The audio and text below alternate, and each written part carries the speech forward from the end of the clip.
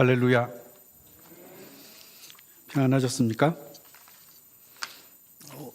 5월의 마지막 주간입니다. 5월은 계절의 여왕이죠. 메이킨 그럽니다. 그거는 원래 5월이 가장 아름다운 날이다 이런 뜻입니다. 오늘도 여지없이 화창한 봄날을 경험하게 해주신 하나님께 감사합니다. 그리고 5월은 가정의 날입니다. 아마 이 화창한 잔치의 분위기를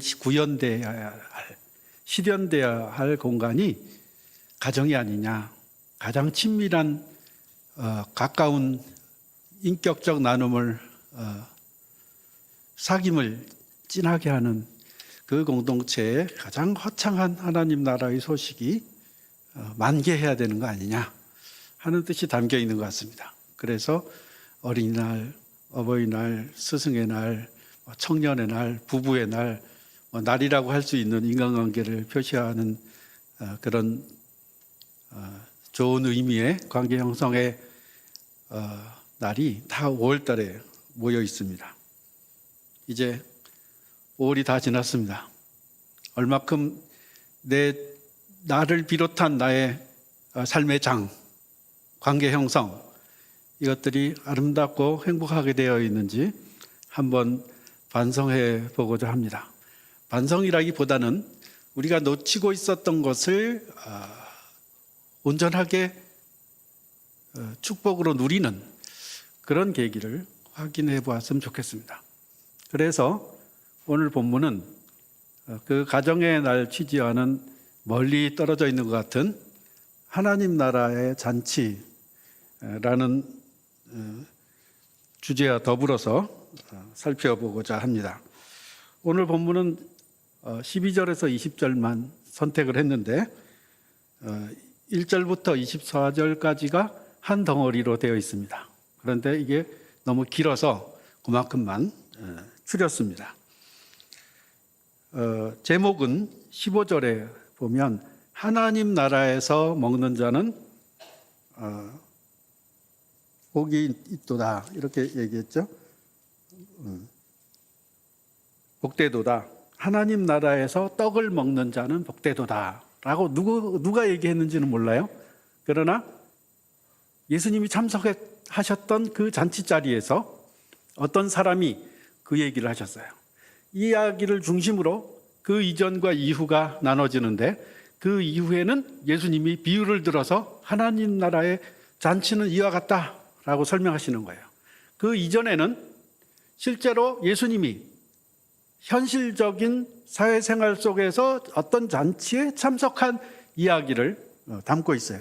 그래서 현실과 궁극적인 하나님 나라 사이에 통일된 주제로서의 하나님 나라 잔치, 삶, 이것이 표현되고 있는 것으로 보여서 그 가운데 둘이 겹치는 부분을 본문으로 정했습니다. 하나님 나라의 잔치는 다양한 의미, 하나님 나라는 다양한 의미를 가지고 있습니다. 오늘 본문에서만 봐도 이 하나님 나라의 잔치가 적어도 한 3가지 정도의 내용을 동시에 표현하고 있다고 보여집니다.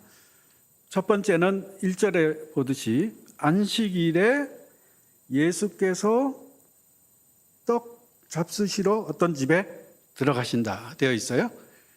이 떡잔치가 열린 겁니다. 잔치집에 가시는 거예요. 그런데 안식일도 잔치입니다. 사실은 안식일도 잔치인데 그 안식일에 또 실제적인 어떤 바리새인 집에 잔치가 있었어요.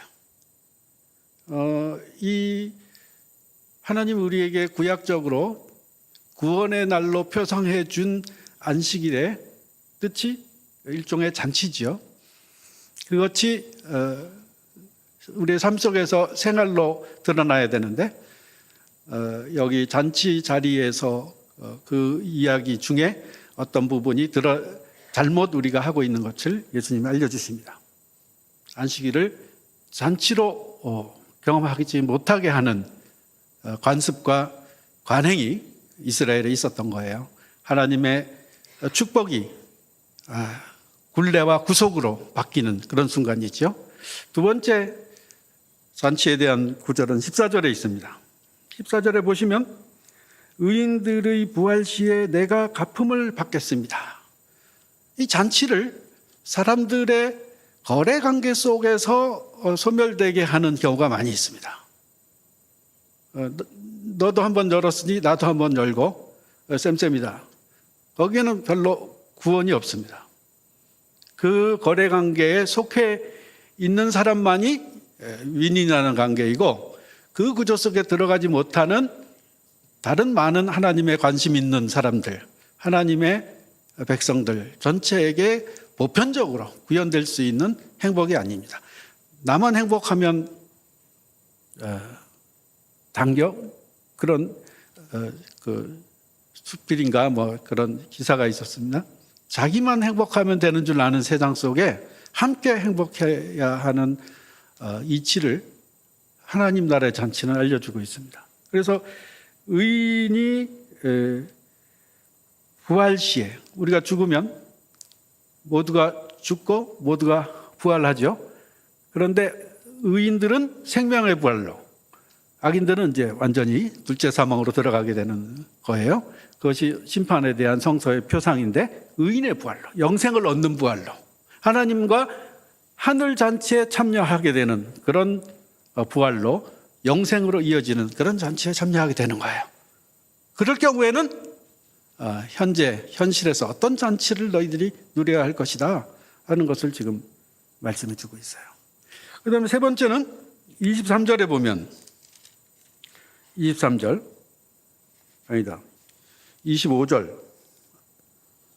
24절입니다. 죄송합니다. 24절. 내가 전에 청하였던 그 사람들은 하나도 내 잔치를 맛보지 못하리라 하였다 하라. 잔치에 참석하지 못하는 사람들이 있어요. 예수님의 비유 속에 나오는 말씀이에요. 이런 사람들, 모든 사람들에게 잔치에 초대를 했어요.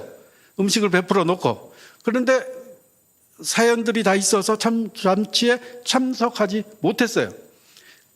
이 역사적인 현실에서 잔치에 참여하기를 거부하는, 참여하지 못하는, 관심사가 없는 사람들은 영원히 잔치에 참석하지 못할 것이다 라고 말씀하고 있어요. 현실과 미래 이런 것들을 한꺼번에 엮어서 잔치가 얼마나 중요하냐 하고 말씀하고 있습니다.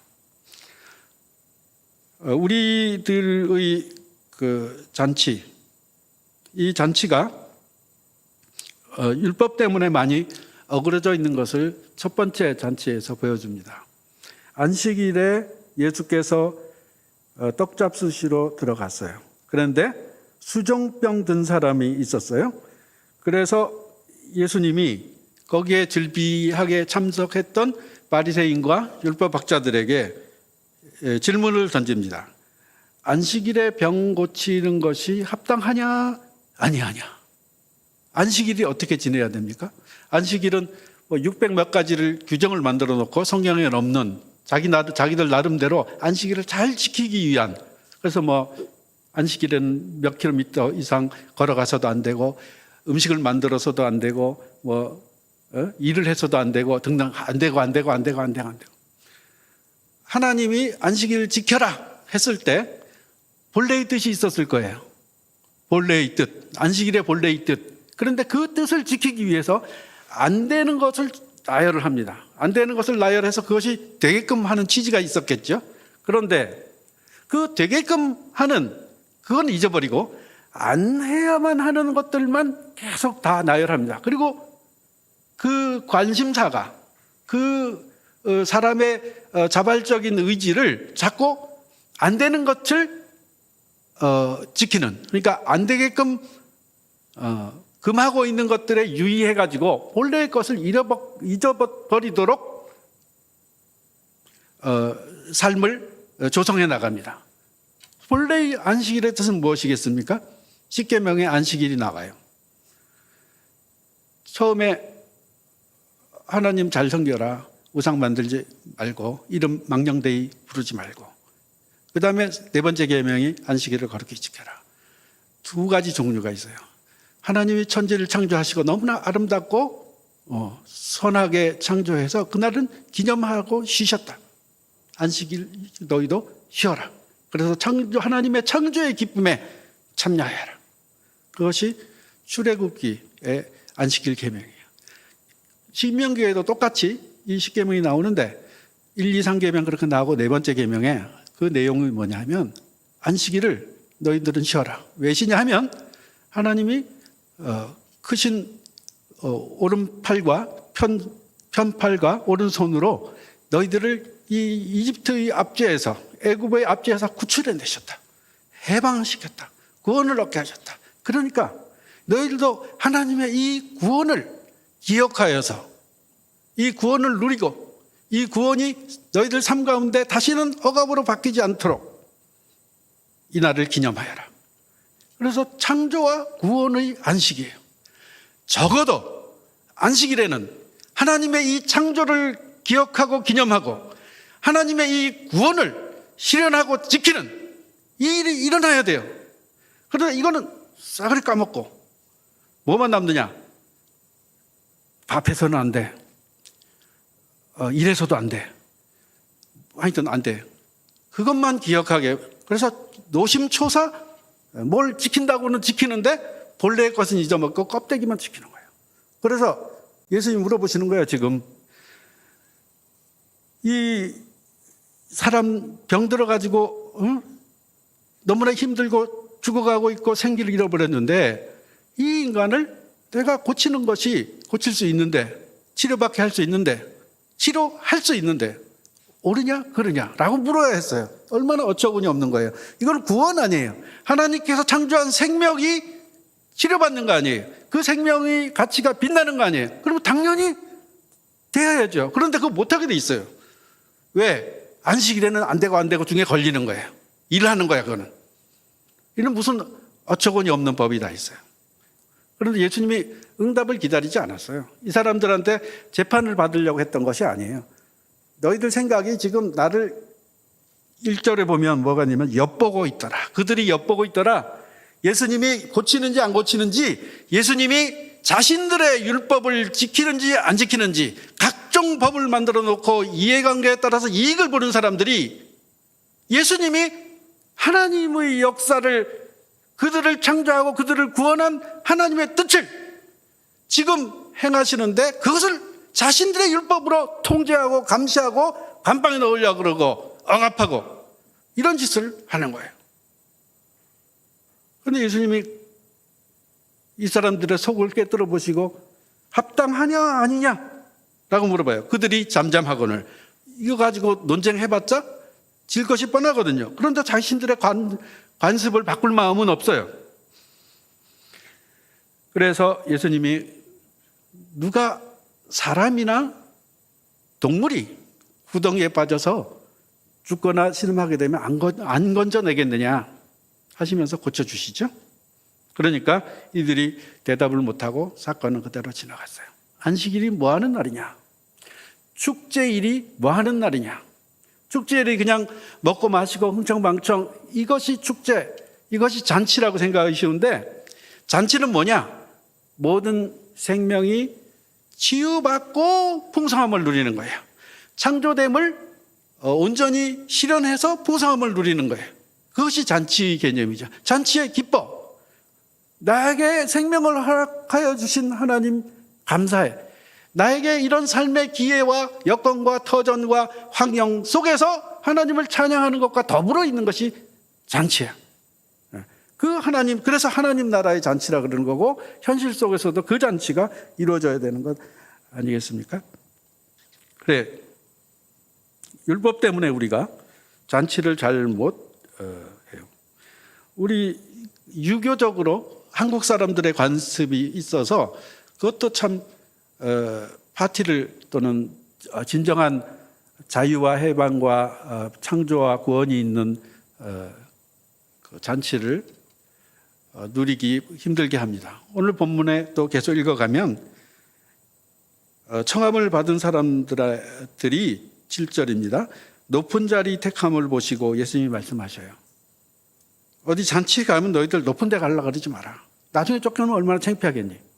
낮은 자리에 있다가 이리 오십시오 하면 그때 오히려 더 영광이 있을 거다. 모든 사람들에게. 그래서 자기를 낮추는 자, 자기를 높이는 자, 이런 관계 속에서 자리 다툼,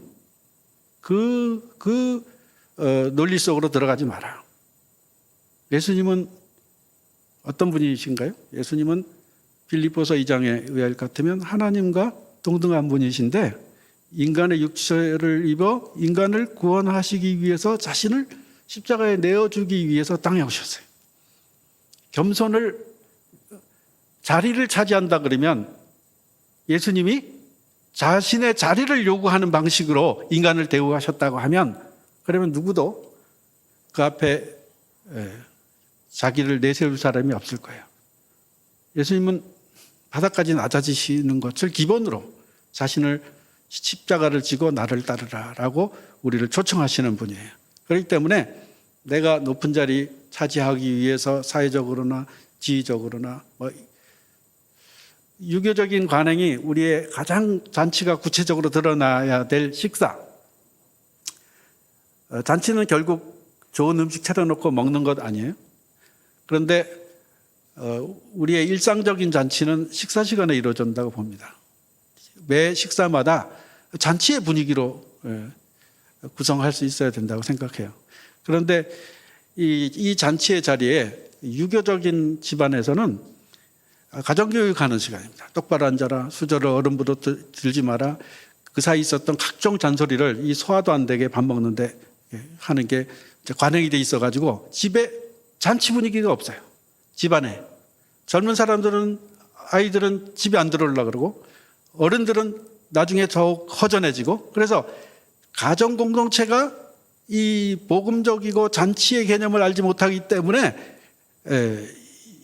힘든, 아이들은 대우를 안 해주는데 어른들은 대접받고 싶어 하고 또 어른들이 희생한다 하더라도 아이들이 그런 문화가 없어가지고 지키기 힘든 것이 현실이 아닌가 싶습니다.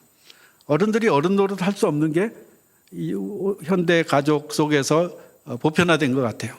왜냐? 과학의 발달이 하도 바쁘다 빨리 일어나니까 어른들은 그 정보와 지식을 쫓아갈 수가 없어요. 지금 생계가 바빠서 그걸 벌어서 자식들 먹이느라고 바쁜데 자식들은 새로운 정보와 이런 걸 받아들이면서 어른들이 경험하지 못한 신세계에 살고 있어요. 소통하려고 그러면 전혀 안 돼. 소통하려고 그래도 어른이 아이한테 배워야 돼요. 그렇기 때문에 여러 가지 그 소통 안 되는 현실이 지금 가족 공동체 안에 존재하고 있습니다. 하나 재미있는 얘기가 있는데 말씀드리면 유명한 어느 집안, 한국의 유명한 신학자 집안인데 그 집안에 두 아들이 있었는데 그 큰 집도 있고 작은 집이 있어요. 이 작은 집 아이하고 제가 이제 친구라서 그 집안 얘기를 해줬어요. 자기네 집안은 권위가 없대요, 아버지가. 그냥 집에 오면 즐겁고 편하게 대해주시고 자유롭게 자기의 창의력과 상상력을 키울 수 있도록 격려해주고 그래. 그래서 뭐 집안에 들어와서 다 목사 아들이고 다 아들 둘인데 그러고 있는데 별로 그렇게 긴장관계 없이 자랐대요. 그런데 큰 집은 아주 엄숙하셔서 유교식으로 매일 아침에 아침 예배 보고 항상 훈시를 듣고 큰아버지가 설교를 하시고 등 이렇게 자랐대요. 그런데 지금 이제 다 컸어. 다 컸고 이 작은 집의 아이들 둘은 다 목사가 됐어요. 목사가 너무 좋은 거야. 신학 공부하는 게 너무 행복하다는 걸 아빠로부터 배웠어. 근데 큰 집은 3명이 있었는데 하나도 교회를 안 나가요. 어른 돼가지고. 자기 독립되었을 때. 이 가정 공동체에 무엇이 잘못되었을까? 무엇이 문제였을까? 그걸 한번 많이 반성하게 돼요. 저도 자식을 키우면서 다들 우리 부모님들 세대는 유교적이었고 좀 딱딱했죠. 힘든 세월을 지냈잖아요. 일제와 유교들을 경험하고 살아오셨으니까. 그래서 가능하면 반듯하고 윤리적으로 바르도록 하기 위해서 과잉 교육을, 과외 공부만 많이 시키고 막 그런 것이 아니라 집안에서도 열심히 교육을 시켰어요. 그런데 그 교육의 내용과 자료들이 대부분 이 안식일의 생명과 창조와 구원 그 내용을 가지고 본 뜻을 살리도록 한 것이 아니라 그로부터 나온 부수적인 안 된다 하는 걸로만 양육한 것이 아닌가. 그래서 한국 사회 전체의 가정 공동체 안에 들어가서 내면을 살펴보면 치유되어야 될 것이 너무나 많은 것들을 봅니다. 제 학생들 중에서도 이번에 40이 넘어서 45 이래서 간신히 결혼해요. 이어서 결혼 안 하겠다 그래가지고 제가 설득을 많이 했습니다. 이유는 뭐냐? 우리 부모님 행복한 적 본 적이 없어요. 그런 사람 참 많아요. 결혼 안 하려고 하는 거, 먹고 살기 힘들어서 다들 독신주의자가 됐다. 거기에만 원인이 있는 것이 아닙니다. 부모들이 행복하게 잔치적인 잔치를 하는 것 같은 가족 공동체를 만드는 능력이 그런 능력을 쌓을 기회를 상실해서 그래. 그래서 오늘날 가장 시급한 문제는 결혼을 옮기기 위해서 복지정책 많이 해주는 것보다도 정말 행복은 가정공동체로부터 출발하는 거다 하는 것을 일깨워줘야 되고 5월은 그런 의미에서 가장 중요한 달이다 이런 생각이 드는 겁니다. 오늘 본문에서는 높은 자리 차지하려는 것 때문에 문제가 된 것을 알려주시고 원리가 어떻게 돼야 되는가 하는 것을 기본적으로 말씀해 주셔요. 높은 자리 차지하지 말라. 아이들은 어른들의 아버지다. 시에 나오는 말이잖아요. 로버트 브라우닝 시에 나오는데 아이들이 꿈이 있고 어른들은 더 오래 살았지만 꿈이 현실화되었거나 그 현실 속에 실현 안 되었기 때문에 포로가 되어 살고 있어요. 그 부모들에 의해서 자란 아이들은 더 큰 꿈을 내가 본래 젊은 시절에 생각했던 그 꿈들을 펼치면서 그래서 그 꿈으로부터 아버지도 배울 수 있다면 아버지도 행복하고 아이도 행복한 것이 될 수 있을 거예요. 그런 기본적인 마음의 자세가 어떻게 돼야 되느냐. 하나님께서 땅에 오셔서 인간들의 행복을 위해서 자신을 비워서 내어준 것처럼 부모가 자식을 위해서 내어주게 될 때 비로소 꿈도 같아지고 잔치도 온전하게 잔치 자리에 참여하는 것이 되지 않을까 그런 생각을 해봅니다. 그 다음에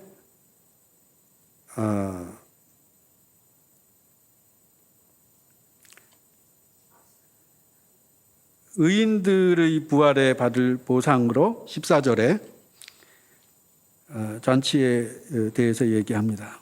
우리가 현실적인 식사 자리 또는 결혼식에서의 파티 자리 여러 가지 축하 회감연이나 이런 잔치들 다 있어요.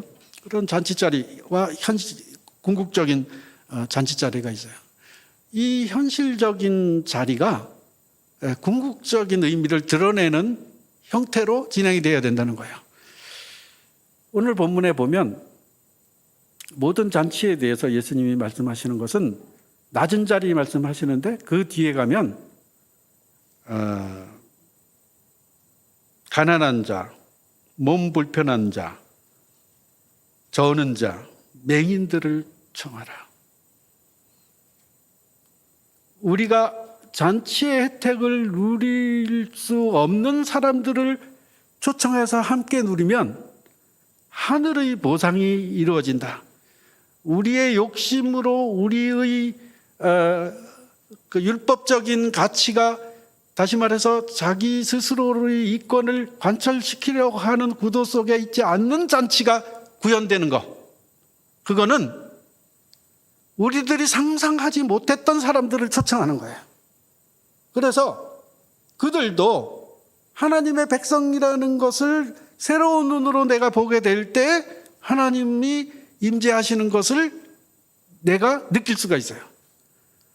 나의 일상 속에 구조화된 생각 안 한 틀, 저 사람의 생각, 동기 다 알고 있는데 거기다가 내가 그래서 기브앤테이크가 이루어지고 있는 그 현실을 보장받기 위한 방식의 결혼식에 많이 참여하는 것, 부조 많이 하는 것, 이것도 훌륭한 우리의 관습과 문화라고 생각해요.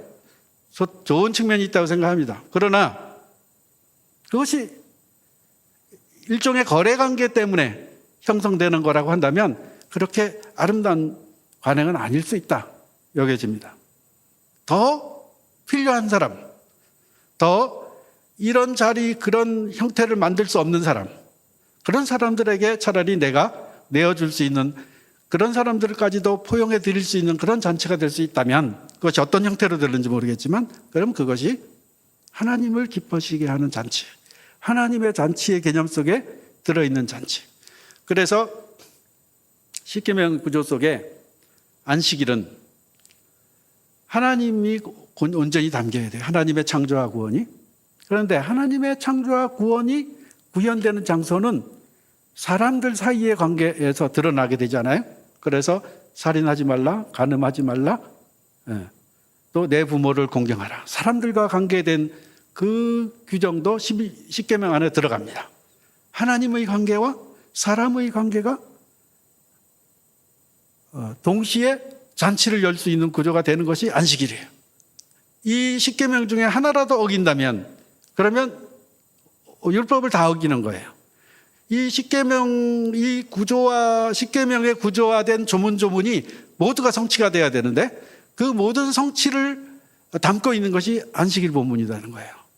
그래서 안식일에는 위의 세 계명, 그 다음에 부모 공경과 간음하지 말라, 살인하지 말라 하고 하는 계명, 이것들이 다 사랑관계 계명이다. 다 이루어져야 돼요. 도둑질을 하지 말라, 남의 소유를 탐내지 말라, 물질에 대한 관계의 계명들도 다 그 속에 포함이 됩니다. 그래서 물질이나 사랑관계나 하나님 관계가 안식일에서 온전히 이루어져야 돼요. 이것이 예수님께서 또는 하나님께서 구약을 통하여서 우리에게 알려주신 삶의 질서요 비결입니다. 만약에 안식일이 없다면 이 셋을 구조적으로 통합시킬 수 있는 계기를 만들기 굉장히 힘들 거예요. 만일 주일이 없다면, 그럼 매일 기도해야 된다면 하나님과 이 삶을 반성하면서 그 자체만으로 구조화된 삶의 형식을 지니기가 굉장히 힘들 거예요. 그래서 일찍 복음화된 사회에서 이 주일, 안식일 전통이 있었기 때문에 주일로 만들었어요. 이 안식일은 안식년으로 이어집니다. 안식년은 7년마다 땅도 쉬게 하는 거예요. 사람 관계뿐만 아니라 하나님 관계뿐만 아니라 땅의 안식년이라고 해서 땅을 재배하지 경작하지 않고 땅으로 말미암아서 얻을 수 있는 소득을 포기하고 오히려 지금까지 땅을 통해서 형성된 농사와 인간관계와 이런 것들을 다시 한번 정비하는 시간으로 땅의 토질도 개선을 하고 땅으로부터 얻는 이익이 착취의 형태가 되지 않도록 보존하는 그런 역할을 7년마다 했어요. 그리고 7년이 또 7번 지나면 희년이라고 해서 그때는 채무 관계를 통해서 인간 사이에 갈등이 생긴 거나 종살이 하게 될 수밖에 없는 운명을 지니게 됐던 사람들 다 노예도 해방하고 채무도 탕감시켜주고, 그래서 온전히 원상태의 하나님의 잔치의 차원에서 삶을 회복하도록 규정으로 정한 게 희년이었어요. 그래서 안식년, 희년, 그리고 이 안식일, 이것이 삶의 구조와 질서를 알려주는 구약의 내용입니다. 그랬는데 이걸 다 잘 안 지켜요. 그래서 이스라엘이 망한 이유는 희년을 지키지 않았기 때문이다, 예언자가 선포했어요. 그리고 예수님께서는 누가복음 4장에 이 희년이 이사야 예언자가 선포한 이 기쁨의 해가 이제 너희들 눈앞에서 이루어졌다, 이 말씀이 너희 귀에 응하였느니라 하시면서 예수님이 자신의 사역을 소개합니다. 가난한 자에게 복음이 전파되고 병든 자, 저는 자, 기머거리 듣고 일어나고, 그리고 이것을 또 다른 용어로는 어떻게 말씀하시냐? 회개하라. 하나님 나라가 가까이 왔다. 희년과 하나님 나라는 예수님의 가르침 속에서는 통일이 되어 있어요. 그래서 구약과 신약이 예수님의 선포 가운데서 이루어지게 되는 것이죠. 그래서 안식일이 아니라 예수님의 죽음과 부활을 통해서 우리가 이 희년의 성취, 안식일의 성취, 이 안식년의 성취, 창조와 구원의 성취를 모두 바라볼 수 있는 거예요. 그래서 예수님을 신앙하고 그날을 기념하는 것이 주일로 돼서 우리가 이렇게 예배하는 것입니다. 그런데 이 예배는 하나님 나라의 잔치인데 이 잔치는 우리의 일상 속에서 그 잔치가 실현되도록 그 삶을 구조화시켜야 돼요. 그렇게 되지 않으면서 예배만 참석한다고 하나님 나라의 복을, 하나님 나라의 잔치를 맛볼 수 있는 것이 아닙니다. 그래서 그 맛보지 못하는 사람들에 대한 이야기가 오늘 본문에 나와 있어요. 그것이 23절이었죠. 23절에 보면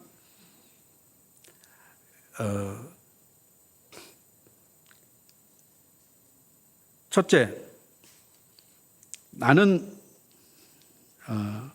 밭을 샀다.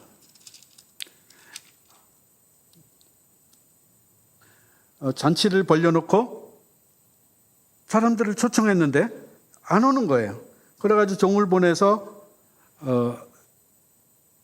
그 사람들, 초청한 사람들 왜 안 오냐 하니까 다 일치하게 사양하여 한 사람은 이르되 나는 밭을 샀음에 아무래도 밭 돌보러 나가봐야겠다. 또 한 사람은 나는 소 5겨리를 샀음에 시험하러 가야겠다. 또 한 사람은 나는 장가 들었으니 못 가겠다. 이런 식으로 이제 변명을 했어요. 그러니까 주인이 화가 났어요. 그래서 이제 시내의 거리로 나가서 가난한 자들, 몸 불편한 자들, 맹인들, 저는 자들을 데려오라. 이것이 하나님 나라의 잔치예요. 그러니까 이들이 생각했을 때 초청받은 사람들이 판단을 이렇게 했을 거예요. 야, 지금 내가 밭을 사놨는데 이 밭이 이 삶의 터전인데 이 큰 기초를, 이 공장 부지를 확보해 놨는데 회사를 설립해 놨는데 와, 이게 지금 수익을 얼마큼 낼 기본 재산인데 이거 지금 갖고 해야지 그 잔치에 가서 시간 낭비할 거 있어? 이렇게 생각하는 거예요. 이것의 효용보다 이것의 법에서 재판하면 요새 그럽니다. 법적인 이것을 지키는 법적인 유익이 저것을 지키는 법적 유익보다 크지 않기 때문에 이건 죄고 저건 죄가 아니고 이런 식으로 판단합니다. 그것도 참 재미있는 판단이긴 한데 아무튼 더 득이 없다는 거예요. 두 번째 사람은 소 5거리를 내가 경작하는 기술과 기계와 이걸 잘 부려가지고 생산을 극대화시킬 수 있는 신기술을 개발을 했는데 이것에 투자하고 신경 쓰고 시간을 사용하고 내 가치관과 목표를 정확하게 여기에다 잡아가지고 하는 것보다 그 잔치에 참여하는 것은 의미가 없다고 생각해요. 영생을 얻는 것에는, 바르게 사는 것에는, 하나님의 명령에 귀를 기울이는 것에는 별로 중요하지 않다고 생각합니다. 왜? 내 목전의 현실이 너무나 급하고 중요하게, 얼마나 급한 시대에 살고 있습니까? 경쟁사회에 살고 있어요. 그렇기 때문에 많이 일을 해야 됩니다. 업적사회이고 책임사회이기 때문에 많이 일을 해야 돼요. 그런데 어떤 방향으로 일을 무조건 많이 한다고 그것이 바른 방향인지 고민하지 않고 그냥 수익이 나면 최고다 생각하는 게 우리의 사고방식이 되어 있다는 것을 오늘 본문이 알려주는 것 같아요. 그래서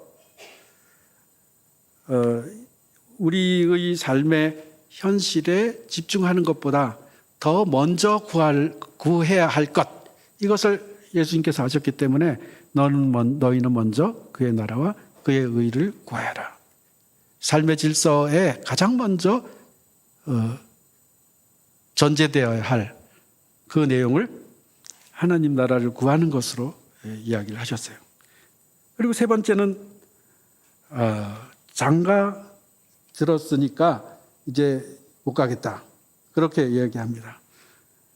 동반자를 즐겁게 해주는 결혼 생활이 행복한, 가정이 건강한, 맞죠? 그런데 그렇게 중요하기 때문에 더 그 부부 관계에는 하나님이 필요합니다. 성격이, 두 부부 사이에 성격이 제일 중요한데, 성격이 같으면, 비슷하면 너무 싸운다 그래요. 성격이 달라도 싸우고 같아도 싸우고, 싸울 이유가 있으면 다 싸우는 거죠. 자기 개성이 있으니까. 단단한 당구알 두 개가 만나는 셈이니까 늘 부딪힐 거예요. 그런데 하나님을 향해서 열려진 부부라고 한다면 성격이 같으면 동료가 되고 성격이 다르면 보조자가 될 거예요. 하나님이 있느냐 없느냐에 따라 가지고 그 결혼 생활의 퀄리티가, 근원본이 확 달라지는 거죠. 그러면 그거 행복합니다. 그렇기 때문에 잔치에 가야 이 장가가는 목적이 실현돼요. 잔치에 안 가면 자기 생각에는 그 잔치 갈 시간이 없어가지고 부부 생활을 돌봐야 된다고 생각하는데, 잘못된 방향으로 결국 삶을 방향 짓는 것과 다름이 없습니다. 이 사람들은 자신의 결혼 생활이 하나님 나라 잔치보다도 더 중요하다고, 우선돼야 한다고, 자기 가족이 하나님을 배제해야 된다고, 그래야 내 시간을 확보할 수 있다고 생각하는 사람은 이미 실패해요. 이미 우리 학생들 키운 부모들이 제일 안타깝게 생각하는 건, 집에서 교육받지 않아요. 전부 아이들이 전부 학교에서 받아오고, 전부 학원에서 받아오고, 자기 동료들한테 받아오고. 그래서 하나님이 나의 부모의 신앙을 가지고 개입할 여지가 별로 없어요. 이것이 우리의 현실입니다. 그래서 부부 사이에 가정을, 아이 교육까지도 포함해서 하나님이 가장 우선되어야 한다는 것을 권위적이지 않게 전달하는 방법이 무엇일까? 이것을 고민해야 됩니다. 장가가야 하고 사업을 추진하고 신기술을 익히고 대단한 성취를, 업적을 마련하는 것보다 더 먼저 하나님 나라의 잔치를, 하나님의 초대를 더 우선적으로 생각해야 내가 하나님의 잔치에 궁극적으로 참여할 수 있다는 것을 이야기합니다. 그러나 그것보다 한 걸음 더 나가서 현재, 지금 현실 속에서, 지금 하루하루의 일상 속에서, 아침, 저녁, 점심, 세끼 밥 먹는 그 과정 속에서 하나님의 잔치가 내 삶을 특징 지을 수 있도록 만들려고 한다면, 그러면 이런 하나님의 잔치의 모습이 보여져야 됩니다.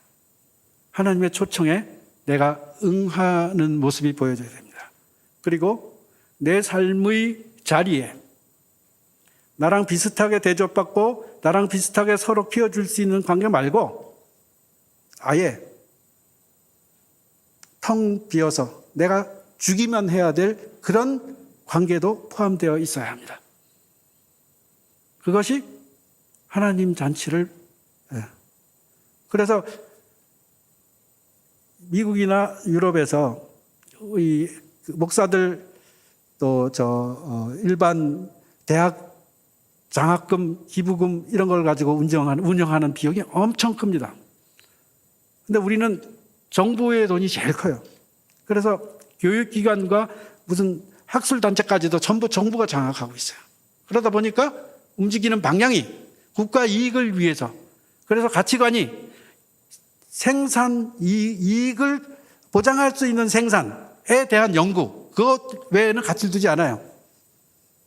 우리 한국 사람이 지금 그거는 참 문제예요. 돈은 많이 벌고 이제는 전쟁도 없고, 전쟁 긴장은 계속 있지만 전쟁 없는 시간이 오래됐습니다. 그래서 행복한 것 같아. 그런데 다들 욕구불만 형태야.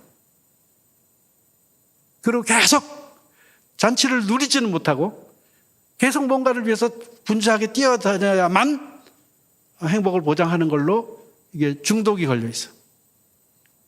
그것이 우리를 행복하게 하지 못해. 우리가 행복하지 못한 이유고 잔치를 누리지 못하는 이유예요. 하나님 나라의 잔치를 알지 못하기 때문에. 하나님 나라의 잔치를 내 삶 속에 실현하지 못하고 있는 것이 아닌가 여겨지는 거예요.